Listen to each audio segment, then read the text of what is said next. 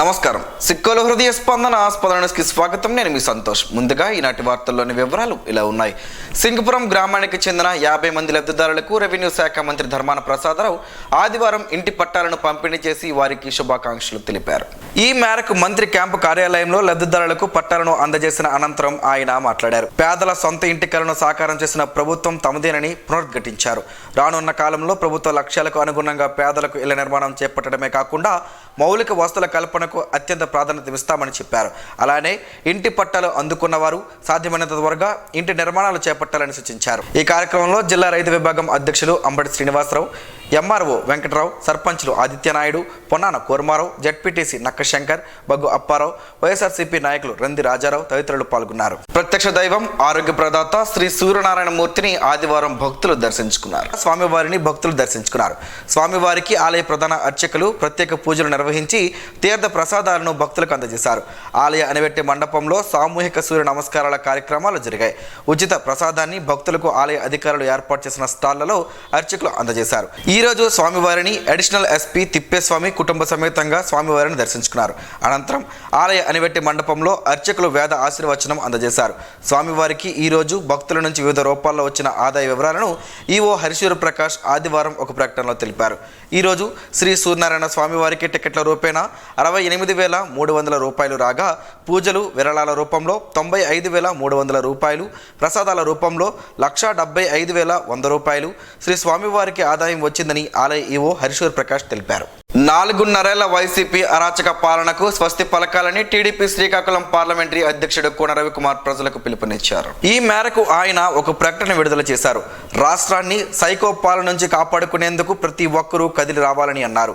అవినీతి అరాచక పాలనను తుదిమట్టించడం మనందరి బాధ్యత అని తెలిపారు. రా కదిలిరా కార్యక్రమంతో ప్రజలను చైతన్యపరచాలని కార్యకర్తలకు తెలియజేస్తున్నట్లు పేర్కొన్నారు. కులాల పేరుతో జగన్ రెడ్డి ప్రజలకు విడగొట్టి మళ్లీ సీఎం కుర్చీ ఎక్కాలని చూస్తున్నారని ఆరోపించారు. ఆడబిడ్డల మాన ప్రాణాలకు ఈ ప్రభుత్వంలో భద్రత లేకుండా పోయిందని వాపోయారు. ఈ ప్రభుత్వంలో బీసీలు, ఎస్సీలు, ఎస్టీలు దగా పడ్డారని తెలిపారు. సంక్రాంతి పండుగ సందర్భంగా తన సొంత గ్రామాలకు వచ్చి వెళ్లే ప్రయాణికులకు ఆర్టీసీ శుభవార్త చెప్పింది. సంక్రాంతి సందర్భంగా రెగ్యులర్ సర్వీసులతో పాటు అదనంగా ప్రత్యేక బస్సులలో సాధారణ ఛార్జీలతోనే నడపనున్నట్లు డిపిటిఓ ఏ విజయ్ కుమార్ ఒక ప్రకటనలో తెలిపారు. ఒకేసారి రాను పోను రిజర్వేషన్ చేసుకుంటే మొత్తం టికెట్ ఛార్జీలో 10% రాయితీ కూడా ఇస్తున్నట్లు ప్రకటించారు. హైదరాబాద్ నుండి ఈ నెల 11వ తేదీన 7 నాన్ ఏసీ బస్సులు, 1 ఏసీ బస్సు, 12వ తేదీన 9 బస్సులు, 13వ తేదీన 6 నాన్ ఏసీ బస్సులు, 1 ఏసీ బస్సు, మొత్తం 24 ప్రత్యేక బస్సులు నడుపుతున్నట్లు తెలియజేశారు. అలాగే విజయవాడ నుండి 8 బస్సులు, రాజమండ్రి నుండి 5 బస్సులు,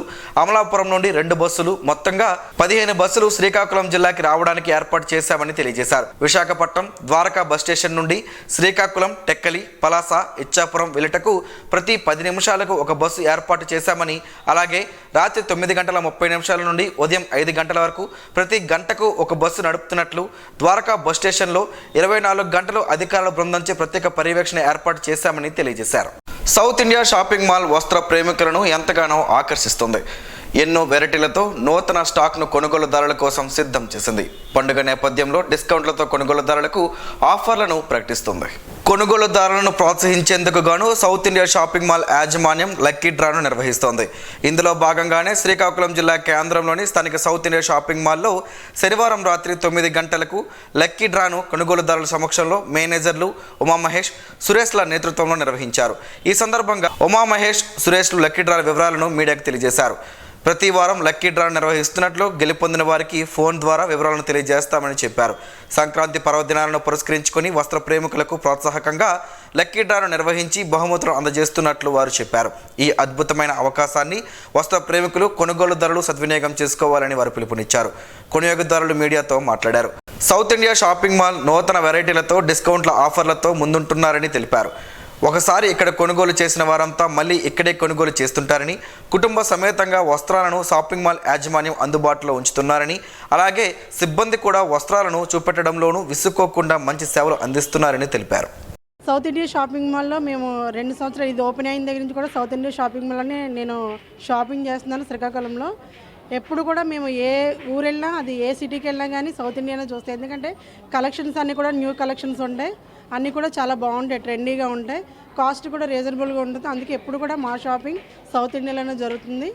థ్యాంక్స్. థ్యాంక్స్. అలా రిసీవింగ్ కూడా చాలా బాగుంటుంది. వాళ్ళు చూపించే విధానం కస్టమర్లు సాటిస్ఫై చేస్తారు. ప్రైజెస్ విషయంలో కాదు, వాళ్ళ మోడల్స్లో కాదు, అన్నింటిలో కూడా సౌత్ ఇండియా ది బెస్ట్.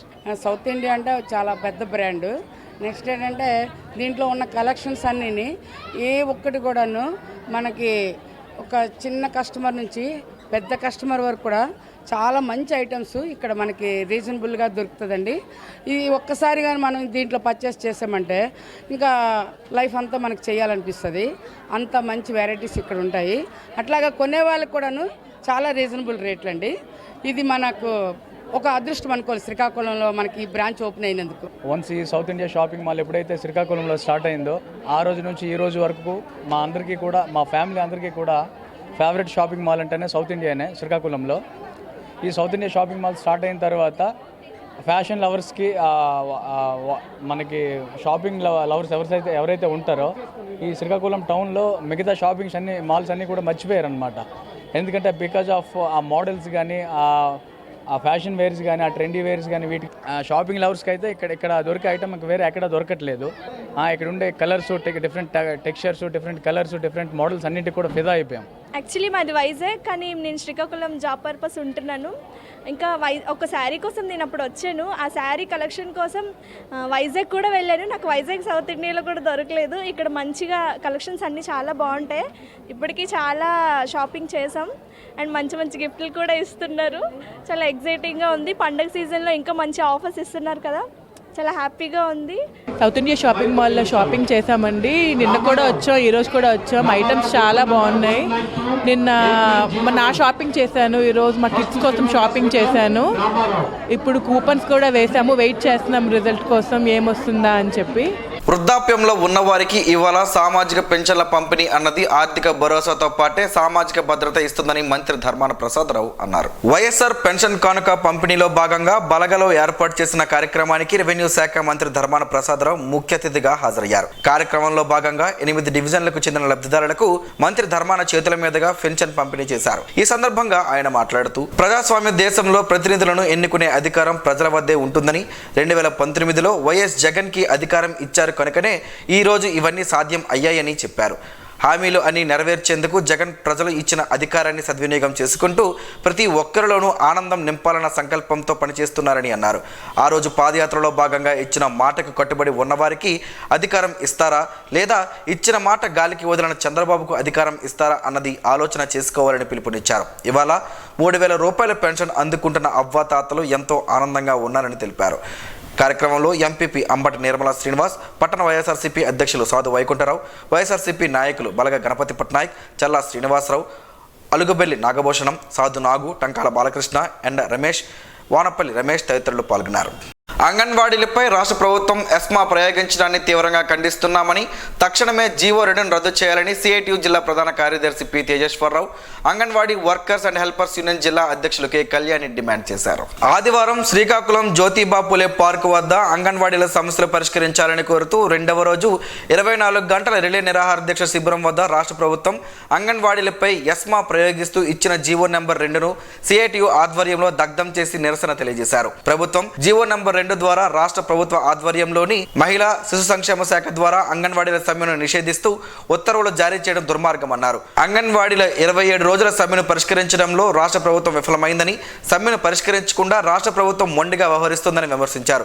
అంగన్వాడీలు అత్యవసర సర్వీసు అని భావించినప్పుడు 27 రోజుల నుండి సమ్మెను పరిష్కరించకపోవడానికి రాష్ట్ర ప్రభుత్వానిదే బాధ్యత అని అన్నారు.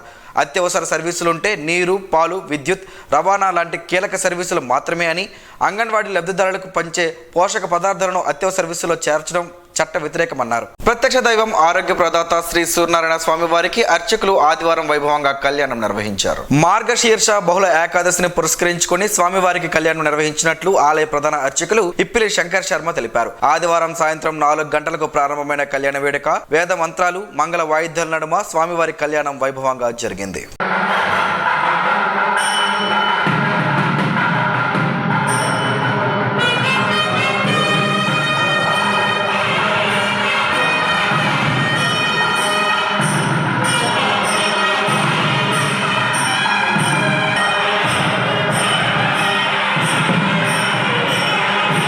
పల్సస్ గ్రూప్ ఆధ్వర్యంలో ఆదివారం నగరంలోని స్థానిక ఫంక్షన్ హాల్లో ఉత్తరాంధ్ర రైతు సదస్సు జరిగింది. ఈ సదస్సుకు పల్సస్ సీఈఓ గేదెల శ్రీనిబాబు ముఖ్య అతిథిగా పాల్గొని మాట్లాడారు. మన దేశం తాతల నుంచి అభివృద్ధి చెందుతున్న దేశంగానే పిలువబడుతుందని, అసలు ఎప్పుడు అభివృద్ధి చెందిన దేశంగా మారుతుందంటే రైతులకు ఉపాధి కలిగినప్పుడు మాత్రమేనని చెప్పారు.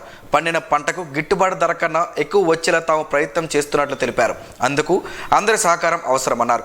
ముఖ్యంగా ఉత్తరాంధ్రలో వలసలు ఎక్కువగా ఉన్నాయని, వీటిని నివారించాలన్న ఆలోచనతో దేశ ప్రధానితో మాట్లాడారని తెలిపారు. గ్రామీణ ఉద్యోగులు కల్పించే విధంగా ఉద్యోగాలను సృష్టిస్తే, ముఖ్యంగా మహిళలను భాగస్వామ్యం చేస్తే బాగుంటుందన్నారు. చిత్తశుద్ధితో ఎలాంటి స్వార్థం లేకుండా మంచి కార్యక్రమాలు చేస్తే విజయవంతం అవుతారని తెలిపారు. సదస్సులో పలు జిల్లాల నుంచి రైతులు, కాపు సంఘం నేతలు తదితరులు పాల్గొన్నారు. సాగర్ పరిక్రమ కార్యక్రమంతో మత్స్యకారులకు తగిన ప్రోత్సాహం అందించడం ద్వారా వారి జీవితాల్లో వెలుగులు రానున్నాయని కేంద్ర మత్స్య పశుసంవర్ధక శాఖ మంత్రి పురుషోత్తం రూపాల వెల్లడించారు. రాష్ట్రంలోని ఎచ్చెర్ల మండలం బుడగట్లపాలెంలో జరిగిన 10వ సాగర్ పరిక్రమ ముగింపు కార్యక్రమంలో శనివారం ఆయన పాల్గొని ప్రసంగించారు. దేశమంతా పర్యటించి జిల్లాలో బుడగట్లపాలెం రావడం జరిగిందన్నారు. గత 6 రోజులుగా ఏపీలోని ఫిషింగ్ హార్బర్, జెట్టీలను పరిశీలించినట్లు వివరించారు. సాగర్ పరిక్రమ యాత్రలో ఎంపీ, శాసనసభ్యులు, శాసనమండలి సభ్యులు, ఎంపీపీ, జడ్పీటీసీ, సర్పంచ్లు ఒకే వేదికపై హాజరు కావడం గొప్ప విషయమన్నారు. ఏపీలో నెల్లూరు జిల్లా నుండి ప్రారంభించి వివిధ ఫిషింగ్ హార్బర్లు, జెట్టీలు సందర్శించి బుడగట్లపాలెం రావడమైందన్నారు. కిసాన్ క్రెడిట్ కార్డుల గతంలో రైతులకు మాత్రమే ఉండేవని, నేడు ప్రధాని మత్స్యకారులకు కూడా కిసాన్ క్రెడిట్ కార్డులు అందిస్తున్నట్లు వివరించారు. సాధారణ మత్స్యకారులకు కిసాన్ క్రెడిట్ కార్డులు ఇస్తున్నామని అన్నారు. సంవత్సరానికి 7% మాత్రమే వడ్డీ చెల్లింపులు చేస్తున్నారని అన్నారు. అంతకు ముందు భాగంగా కేంద్ర పశుసంవర్ధక, పాడి పరిశ్రమ శాఖ సహాయ మంత్రి డాక్టర్ ఎల్ మురుగన్, రాష్ట్ర మత్స్య పశుసంవర్ధక శాఖ మంత్రి డాక్టర్ సీదిరి అప్పలరాజు, జిల్లా కలెక్టర్ శ్రీకేష్ లాట్కర్, కేంద్ర మత్స్యశాఖ సంయుక్త సంచాలకులు నీతూ ప్రసాద్లతో కలిసి ఆయన జ్యోతి ప్రజ్వలన చేసి 10వ సాగర్ పరిక్రమ ముగింపు కార్యక్రమాన్ని ప్రారంభించారు. కార్యక్రమంలో కేంద్ర మత్స్యశాఖ సహాయ మంత్రి మురుగన్, రాష్ట్ర మత్స్యశాఖ మంత్రి సీదిరి అప్పలరాజు, రాజ్యసభ సభ్యులు జీవీఎల్ నరసింహులు, కేంద్ర మత్స్యశాఖ జాయింట్ సెక్రటరీ నీతూ ప్రసాద్, జిల్లా కలెక్టర్ శ్రీకేష్ లాట్కర్, ఎచ్చెర్ల శాసనసభ్యులు గొర్రెల కిరణ్ కుమార్ తదితరులు ఉన్నారు. విద్యాశాఖ శ్రీకాకుళం జిల్లా సమగ్ర శిక్ష, కాంట్రాక్ట్ అవుట్సోర్సింగ్ అనే విభాగాల ఉద్యోగులు చేస్తున్న నిరవధిక సమ్మె ఆదివారం 19వ రోజుకు చేరుకుంది. సమ్మెలో భాగంగా పాదయాత్రలో ఇచ్చిన హామీలను అమలు చేయాలని అనే నినాదంతో నిరసన కార్యక్రమం చేపట్టారు. సమగ్ర శిక్ష ఉద్యోగులందరినీ రెగ్యులర్ చేయాలని యూటీఎఫ్ రాష్ట్ర కౌన్సిలర్ సంపత్రావు కిషోర్ డిమాండ్ చేశారు. రాష్ట్ర ప్రభుత్వం సమస్యల పరిష్కారంలో నిర్లక్ష్యం చేసి ఇబ్బందులు గురి చేయడంతో ఉద్యోగులందరూ సమ్మెబాట పట్టారని అన్నారు. సమగ్ర శిక్ష ఉద్యోగులకు పనిభారం తగ్గించాలని డిమాండ్ చేశారు. కార్యక్రమంలో చిన్నారావు, తవిట్నాయుడు, చంద్రశేఖర్, ధనుంజయ్ తదితరులు పాల్గొన్నారు.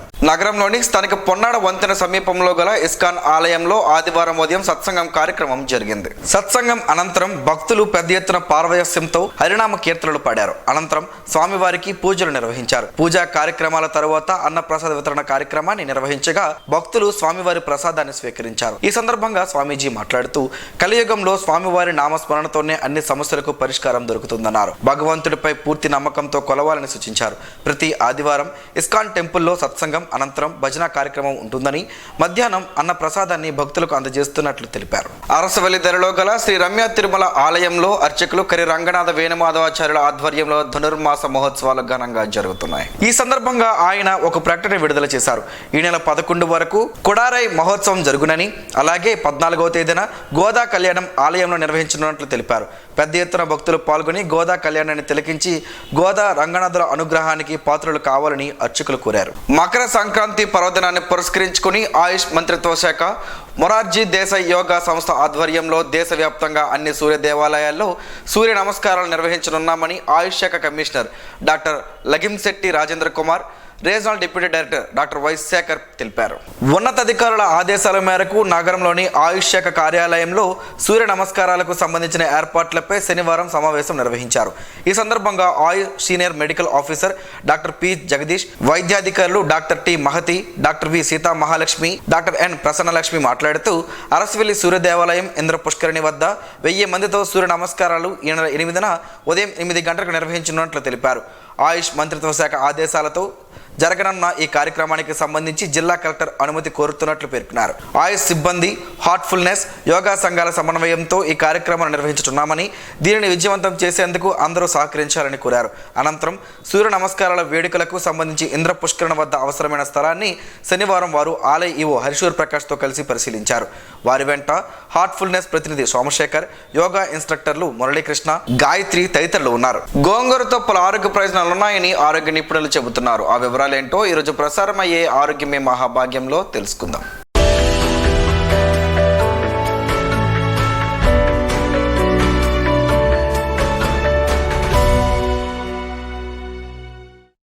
గోంగూరను పుంటికూర అని కూడా అంటారు.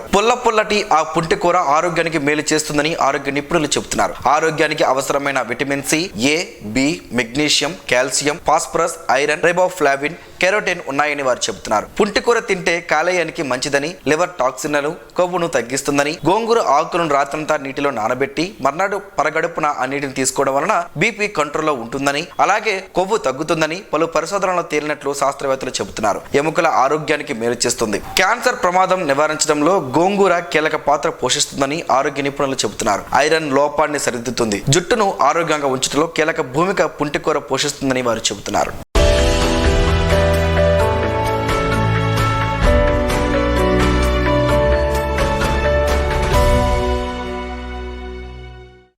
ఈ రోజు వార్తల్లో ఒక మంచి మాటను విందాం, ఆచరిద్దాం. సమాజ శ్రేయస్సును కాంక్షించే మహనీయుల శక్తుల్లోంచి ఈరోజు జీవనం, గమనం, గమ్యం. ఋషి చింతన. సమాజంలో రాజ్యాలు యుద్ధములో పుట్టాయి.